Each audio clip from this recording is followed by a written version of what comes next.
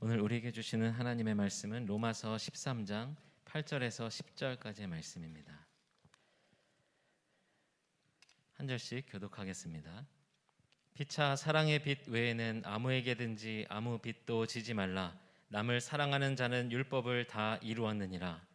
간음하지 말라, 살인하지 말라, 도둑질하지 말라, 탐내지 말라 한 것과 그 외에 다른 계명이 있을지라도 내 이웃을 내 자신과 같이 사랑하라 하신 그 말씀 가운데 다 들었느니라. 사랑은 이웃에게 악을 행하지 아니하나니 그러므로 사랑은 율법의 완성이니라. 아멘. 요즘에 참 어려운 때를 우리가 지나고 있습니다. 늘 그랬지만 특별히 이 바이러스가 아주 기하급수적으로 확산이 되고 있어요. 10만 명이 넘었다고 합니다. 우리가 한 500명, 1000명 됐을 때에도 이 예배당을 폐쇄하고 온라인으로만 예배를 드렸는데 지금은 10만 명이에요. 그런데도 불구하고 우리가 이렇게 주의 전에 나와서 예배할 수 있는 것 참 하나님의 은혜다 이렇게 생각합니다. 또 그럼에도 불구하고 여러분 건강과 안위를 지켜주셔서 또 예배에 참석할 수 있는 것도 하나님의 은혜인 줄로 믿습니다. 10만 명 정도 되니까 정말로 곳곳에서 제 삶의 주변에서도 막 확진되었다 하는 그런 소식들을 참 많이 듣게 됩니다. 어제도 저와 가까이 지내는 목사님한테 안부 전화를 드렸어요. 주일 준비 잘 하고 계십니까? 하고 이제 안부 전화를 드렸더니 잘 못하고 있대요. 아니 왜 그러세요? 그랬더니 자기가 지난주에 누구랑 만나서 식사를 했는데 그분으로부터 연락이 왔는데 본인이 양성이 나왔다는 거예요. 그래서 이제 목사님도 부랴부랴 어저께 진단 키트를 가지고 자가 검사를 해보니까 양성이 뜨더라는 겁니다. 아니 당장 오늘이죠. 다음 날 예배를 인도해야 되고 설교도 해야 되는데 양성이 뜨는 거예요. 그래서 몇 번을 반복해서 해봤대요. 그래도 계속 양성이 뜨니까 이제 정식으로 PCR 검사를 받아야 되는데 일단 장로님들하고 의논을 했대요. 지금 이런 상황이에요. 어떻게 할까요? 그랬더니 목사님 뭐 어쩔 수 없죠. 예배는 부목사님한테 맡기고 목사님은 자가격리 하십시오 이러더래요. 그래서 그 교회에 기도원이 있는데 지금 그 기도원에 혼자 가가지고 스스로 자가격리 중이래요. 여러분 이런 일들이요 우리 주변에서 이제는요 너무 흔하고 너무나 쉽게 일어납니다. 그렇죠? 오늘 나도 걸릴 수도 있어요. 오늘 내 가족도 이런 일을 당할 수 있습니다. 중요한 거는 이런 일을 당할 때에 우리가 이제는 예전과는 좀 다른 그런 마음과 좀 예전과는 다른 그런 모습으로 대처해야 될 거라고 생각합니다. 담대하게 두렵고 떨리는 마음이 아니라 담대함으로 이 모든 것들이 무사히 지나갈 수 있도록 그러면 더 건강해지는 거잖아요. 내 안에 항체가 생기니까 그렇죠? 그래서 여러분 주변에 그런 어려움 당하고 계신 분들이 있으면 기도해 주시고 또 나도 그럴 수 있는데 하나님 나의 건강과 안위를 지켜 주시옵소서. 여러분 또 기도하시기 바랍니다. 하루하루 하나님의 돌보심과 하나님의 인도하심 가운데에 승리하는 믿음의 삶을 사는 저와 여러분이 되시기를 주님의 이름으로 축복합니다. 그리고 이 시간에 말씀을 전하기 전에 잠깐 좀 또 나누고 싶은 얘기는 뭐냐면 이렇게 어렵고 우울한 그런 이야기만 있는 것은 아닙니다. 요즘 들어서 저희 교회에 저 개인적으로 목사로서 참 기쁘고 의미 있고 복된 그런 일들은 뭐냐면 부모 세대, 믿음의 선진들의 대를 이어서 자녀 세대들이 그 믿음의 자리를 지키기 위해서 다시 돌아오는 그런 경우들이 많이 있어요. 우리 이인영 권사님 돌아가시고 참 안타까운 마음이 컸었는데 우리 그 따님께서 또 그 자리를 그 믿음의 자리를 지키겠다 해가지고요 우리 교회를 다시 나오시면서 함께 그 믿음의 자리를 지켜나가고 있습니다. 우리 따로 소개하고 인사할 기회가 별로 없었어요. 그래서 이 시간에 우리 김민희 집사님, 김영미 집사님 잠깐 자리에서 일어나시면, 우리 김영미 집사님, 김민희 집사님, 우리 박수로 환영해 주시기 바랍니다. 그 다음에 또 여러분들이 저보다 더 잘 아실 거라고 생각하는데, 개인적인 그런 사정이 있어서 잠시 교회를 떠났다가 다시 돌아오신 분이 계십니다. 떠날 때는 권사님으로 떠나셨는데 돌아오실 때는 장로님이 돼서 돌아오셨어요. 우리 이영식 장로님, 김혜영 장로님 잠깐 일어나시면 우리 박수로 환영하겠습니다. 네, 이상수 장로님, 서수건 장로님 자녀 되십니다. 그 다음에 또 오늘 여러분 광고를 보셔서 아시겠지만, 저도 우리 중앙교회에 부임해가지고 신방을 통해서도 만나고 또 얘기도 들었습니다. 우리 박도순 장로님 10주기를 맞이해서 우리 박홍준 집사님, 여현경 집사님께서 우리 박도순 장로님을 추모하기 위해서 또 우리 성도들에게 오늘 떡도 대접하시고 또 앞으로 장로님의 그 자리를 열심히 지켜나가겠다 하는 그런 마음으로 지난 수요 예배 때도 참석하시고 오늘 우리 두 분 집사님이 자녀들하고 또 같이 예배에 참석하셨습니다. 우리 잠깐 자리에서 자녀들도 같이 일어나면요, 박수로 환영하겠습니다. 네.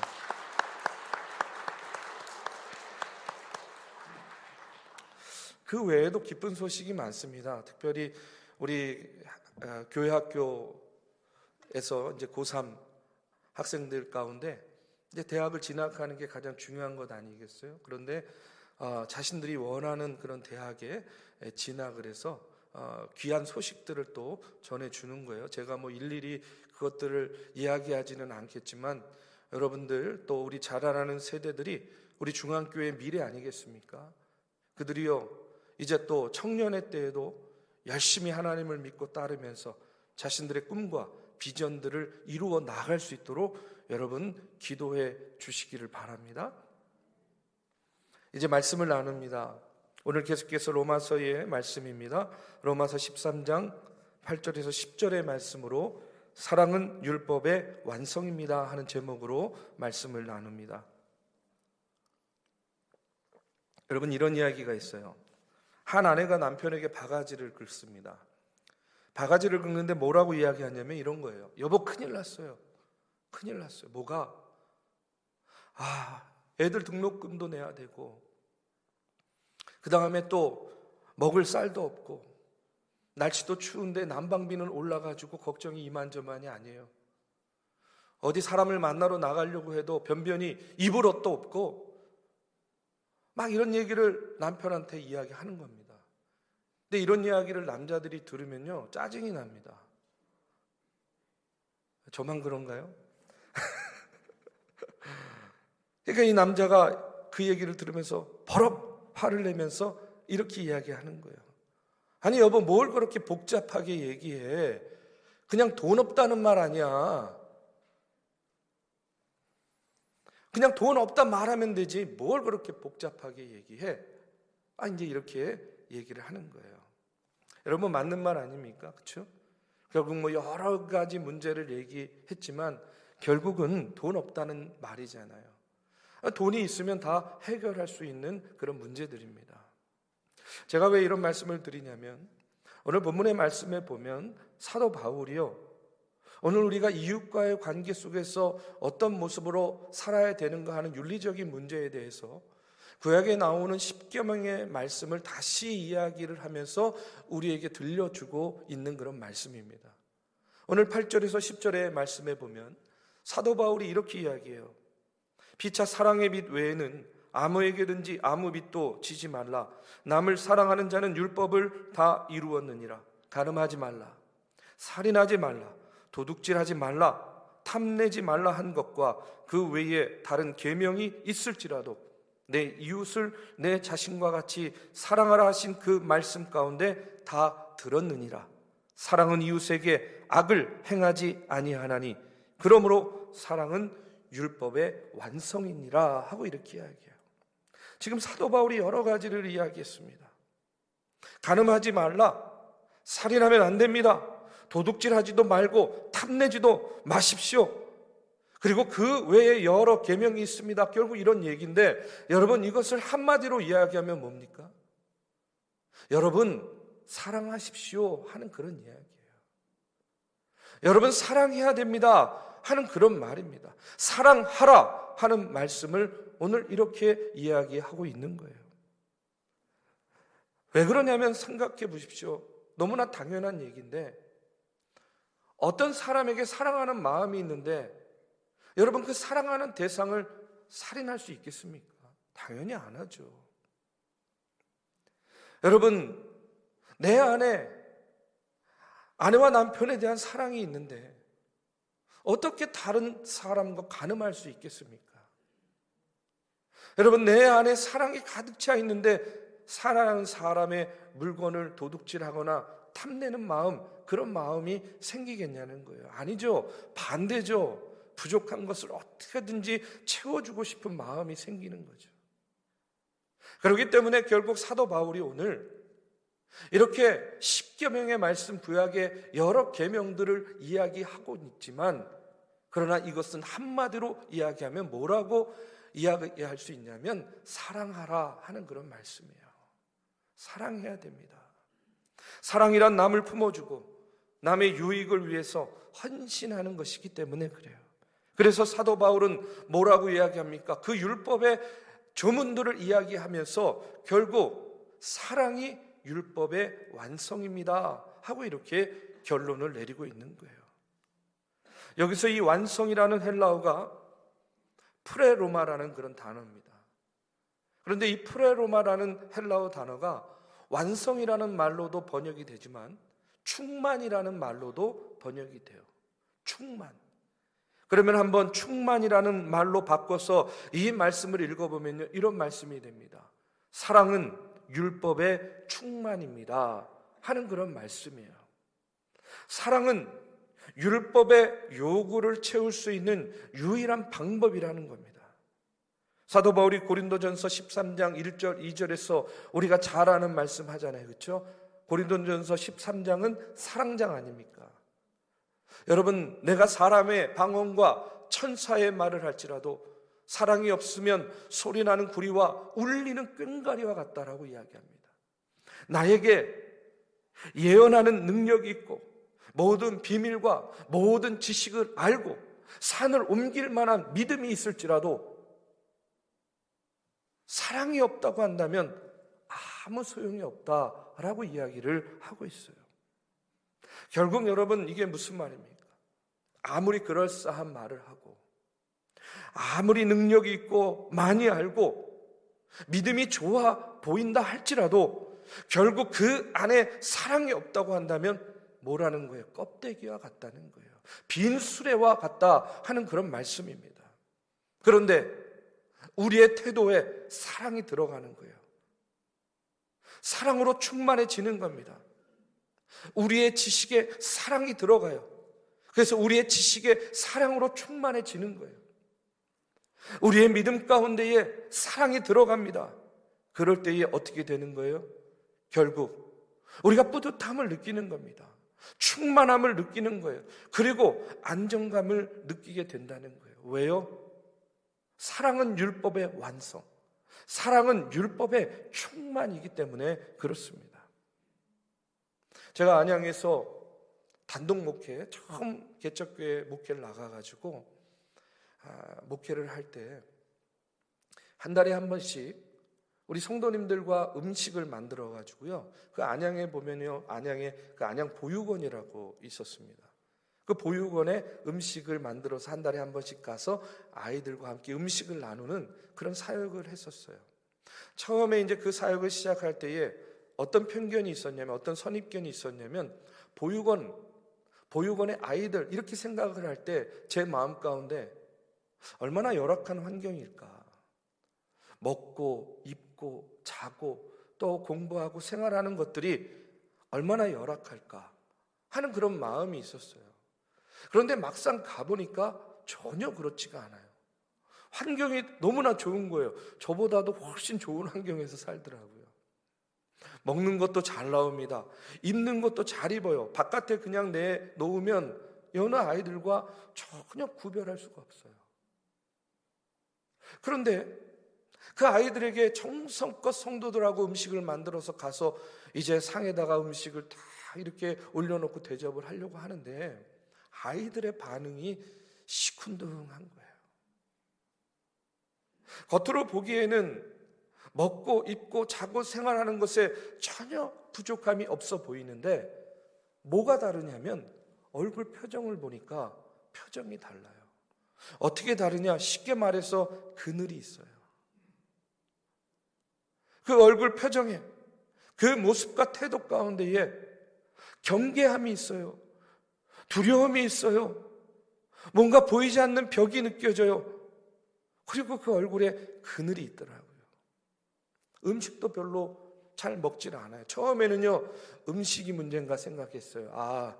우리 어른들이 아이들이 좋아하는 뭐 피자나 스파게티 뭐 이런 거를 해다 줘야 되는데, 또 어른들 입장에서는 아이들 잘 먹고 건강하게 한다고 막 삼계탕 막 이런 거 해가지고 가니까 아이들이 별로 안 먹나 이렇게 생각했는데 그게 아니었어요. 점점 시간이 지나면서 알게 되고 깨닫게 된 것이 있었습니다. 그것은 뭐냐면 그 아이들에게 필요했던 것은 음식이 아니었어요.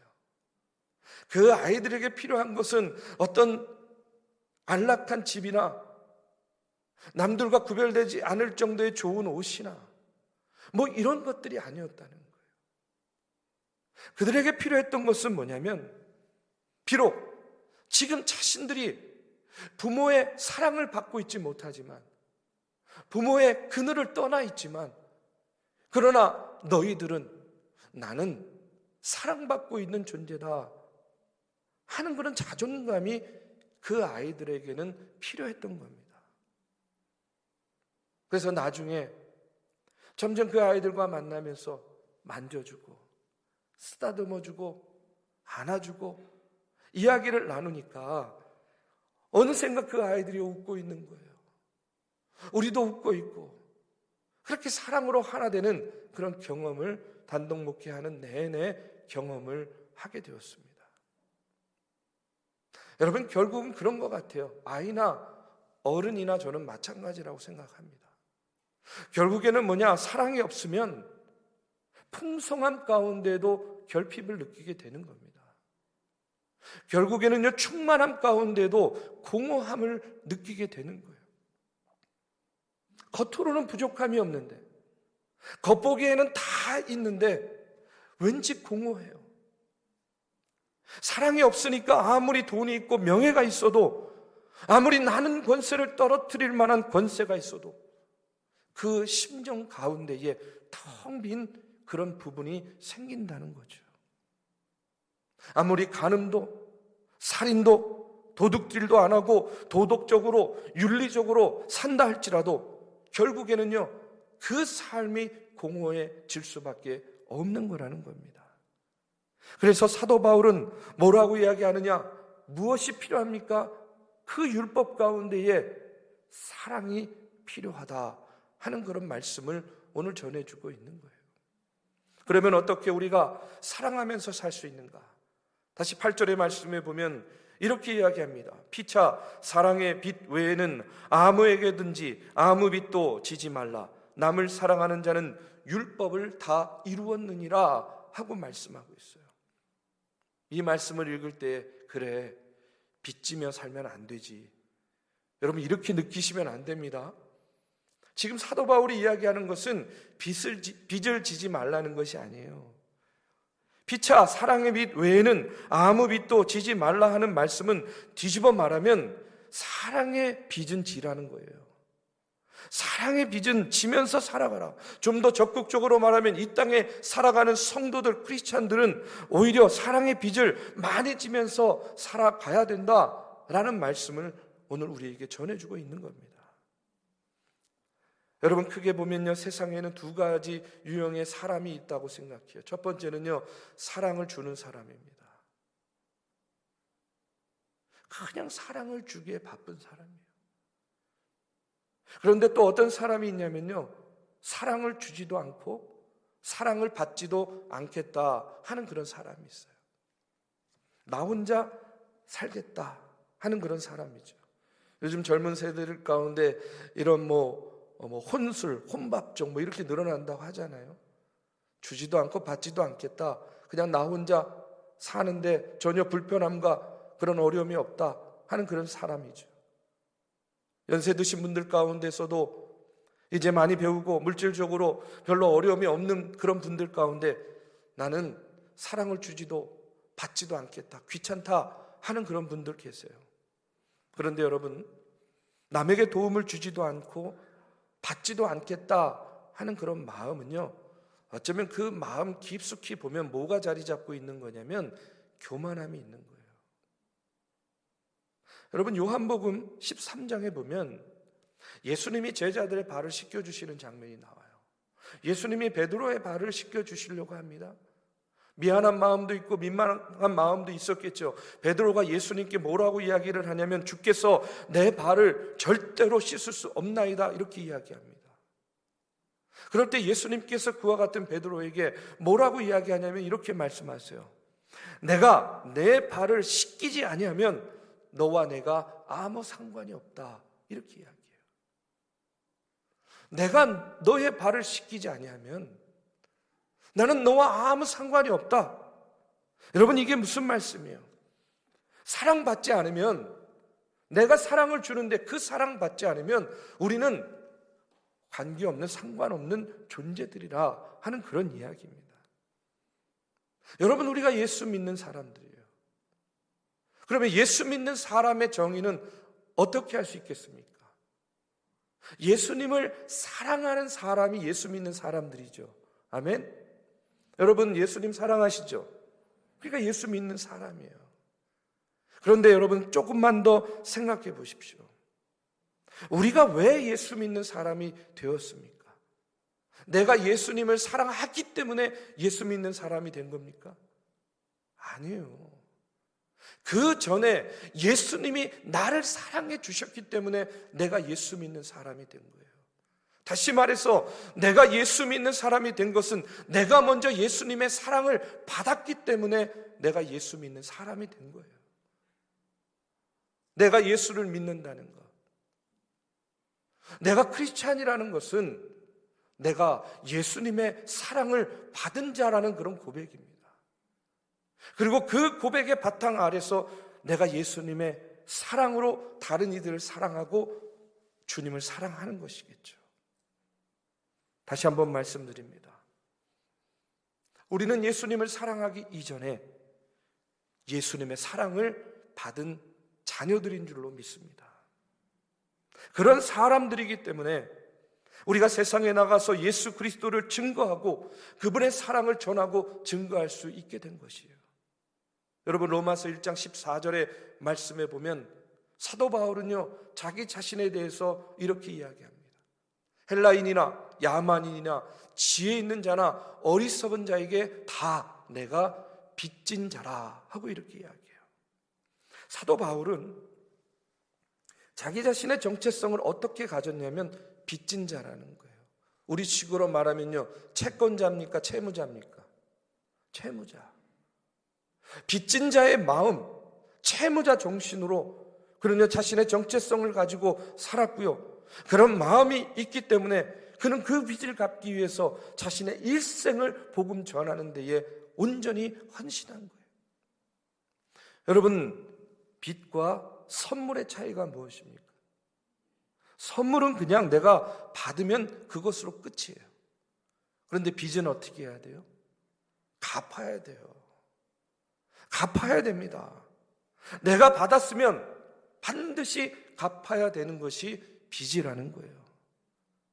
그런데 내가 사랑에 빚진 자입니다. 이런 채무자 정신으로 살게 되면 어떻게 됩니까? 우리는 이미 예수님의 사랑을 너무나 많이 받았죠. 예수님의 은혜를 놀랍도록 경험하고 있습니다. 그 사랑에 빚진 마음으로, 그러면 그 빚을 갚기 위해서 우리가 할 수 있는 것은 무엇이냐? 바로 예수 그리스도의 복음을 전하고 증거하는 일이죠. 때로는 핍박이 있고, 때로는 절망이 있고, 때로는 좌절이 있었습니다. 심지어는요, 바울은요, 감옥에 갇히는 그런 일들도 있었어요. 그런데 그때마다 바울을 다시 일깨우고 그를 다시 일으켜 세울 수 있었던 원동력은 무엇이었느냐? 그의 마음 가운데 있는 무슨 마음? 빚진 자의 마음. 구원에 대한 빚진 마음, 하나님의 은혜에 대한 그 빚진 마음이 있었기 때문에 그는요, 주저앉고 낙심하지 않았어요. 지금 비록 내가 너무나 어렵고 힘들지만 내가 이제까지 받은 사랑이 얼마인데, 내가 이제까지 하나님께로부터 얼마나 많은 은혜를 받고 살았는데, 그 빚진 마음으로 사도 바울은요, 그 인생의 고비마다, 어려움마다, 역경마다 하나님 손, 주님 손 붙잡고 일어나서 그 길을 걸어갔다는 겁니다. 사랑하는 우리 믿음의 성도 여러분, 오늘 저와 여러분에게도 그와 같은 빚진 자의 마음이 있어야 될 줄로 믿습니다. 여러분, 우리가 그 빚진 자의 마음으로 나는 사랑의 빚을 많이 졌으니까 내가 그 빚을 갚겠다 하는 그런 마음으로 살아야 됩니다.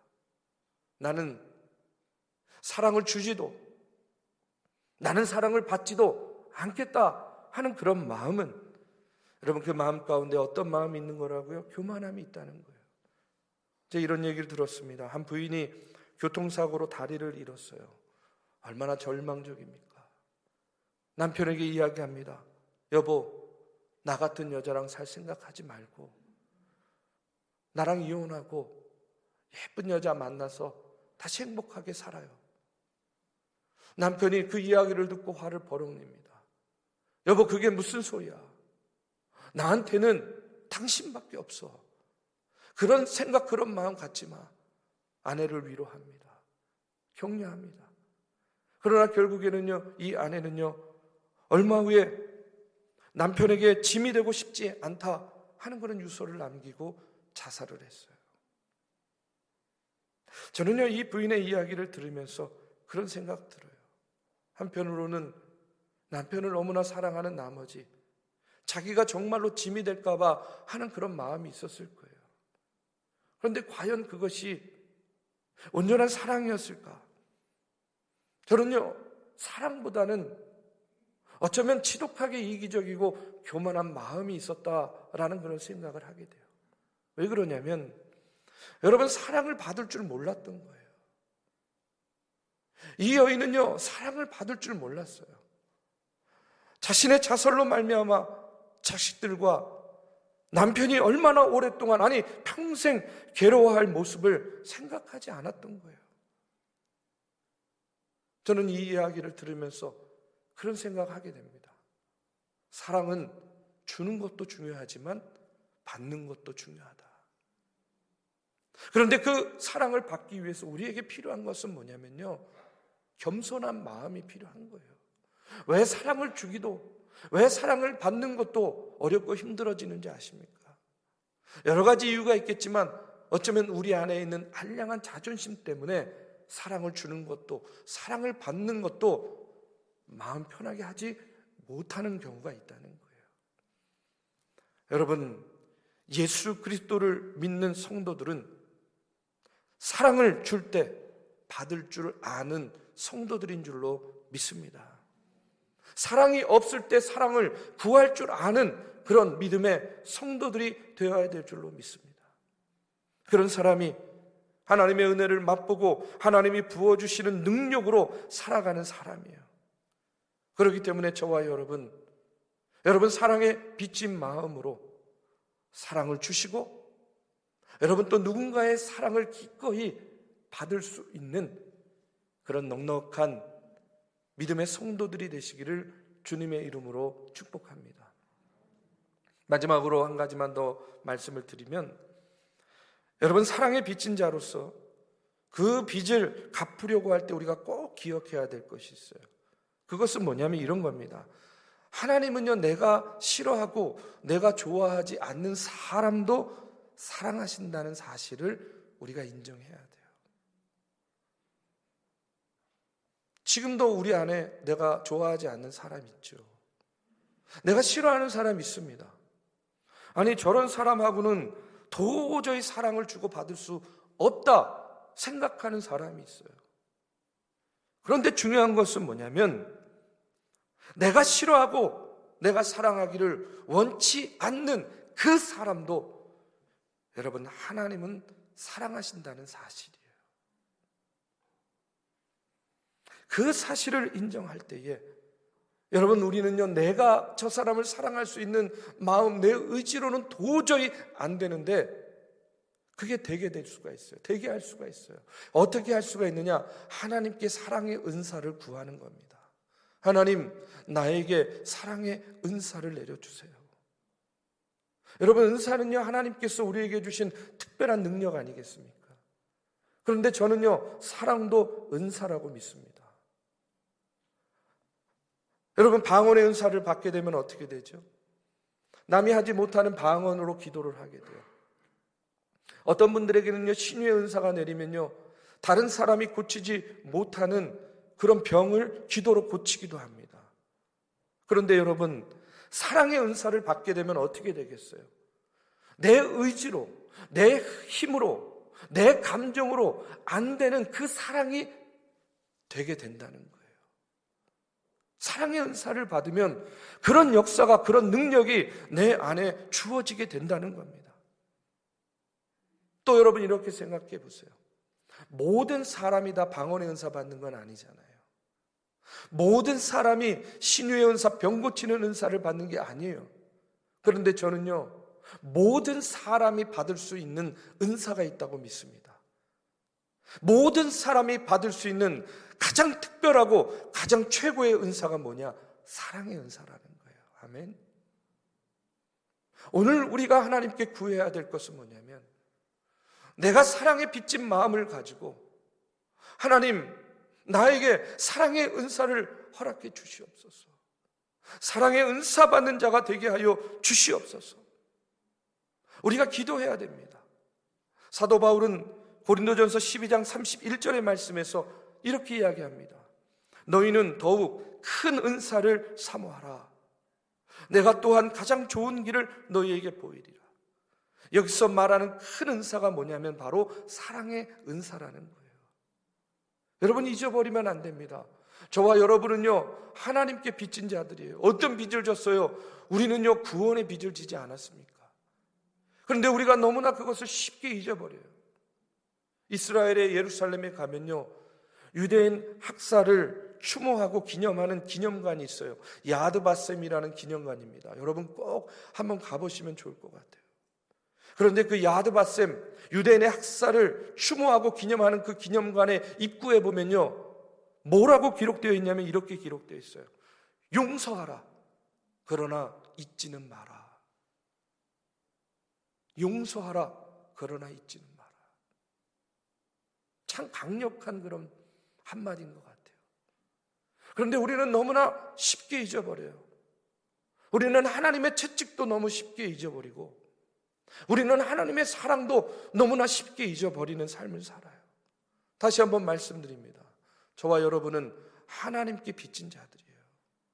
어떤 빚을 졌어요? 예수 그리스도 십자가 그 보혈의 은총을 통해서 우리는 구원의 빚을 진 자들입니다. 빚을 졌으면 어떻게 해야 된다? 갚아야 됩니다. 빚은 갚아야 되는 거예요. 우리가 어떻게 갚겠습니까? 율법의 주문을 우리가 하나하나 다 지켜나가면서 갚을 수 있겠습니까? 아니에요. 불가능합니다. 그런데 그게 가능하게 되는 일이 있어요. 무엇을 통해서 가능합니까? 사랑이면 가능한 거예요. 사랑으로 그 율법의 그 공허하고 그 빈 부분을 채워나가면 여러분 그것이 가능해지는 겁니다. 여러분, 예수님은 요한복음 13장 35절에서요 누가 예수님의 제자인지 사랑하는 것을 보면 알 수 있다, 이렇게 이야기합니다. 너희가 서로 사랑하면 이로써 모든 사람이 너희가 내 제자인 줄 알리라, 이렇게 이야기해요. 여러분, 하나님의 제자입니까? 여러분, 하나님의 자녀들입니까? 하나님이 우리를 보고 우리가 하나님의 제자인지 하나님의 자녀인지를 판단하는 기준은 뭐냐면 우리 안에 사랑이 있는가 없는가를 보고 판단한다는 거예요. 우리의 삶의 내용 가운데에 사랑의 빚을 어떻게 갚고 있는지를 보면 예수님의 제자인지 아닌지를 알 수 있다는 겁니다. 우리 사랑하는 믿음의 성도 여러분, 저는요, 우리 중앙교회가 위로는 하나님께, 아래로는 사랑하는 성도들 간에 이런 사랑의 빚으로, 사랑의 빚진 마음으로 충만한 교회가 되기를 주님의 이름으로 축복합니다. 서로 비난하고, 서로 정죄하고, 따지고, 원망하고 불평하는 것으로는요, 절대로 교회가 교회다워질 수 없어요. 우리가 지난 수십 년간 온몸으로 경험해 오지 않았습니까? 그런데 왜 그것을 여전히 우리가 지금도 반복해 가고 있습니까? 교회가 교회다워지는 길은요, 여러분, 사랑으로 충만할 때에 교회가 교회다워지는 겁니다. 저와 여러분, 사랑의 은사를 받아서 하나님을 사랑하고 이웃을 내 몸처럼 사랑하며 살아갈 때에 세상과 비교하면 여러분, 부족한 부분이 얼마나 많겠어요? 모자라고 허술한 부분이 얼마나 많이 있겠습니까? 그러나 교회는요, 세상과 다른 공동체 아닙니까? 그 부족함을 여러분, 우리가 사랑으로 채워나가고 그 결핍을 사랑으로 채워나갈 때에 우리는 이곳에서, 그리고 우리의 삶의 자리에서 하나님의 제자답게 살게 되고 하나님의 나라를 확장해 나가는 주님의 제자들이 될 줄로 믿습니다. 오늘 저와 여러분, 사랑의 빚진 자가 돼서 사랑으로 우리의 삶을 충만하게 채워나가는 저와 여러분이 되시기를 주님의 이름으로 축복합니다.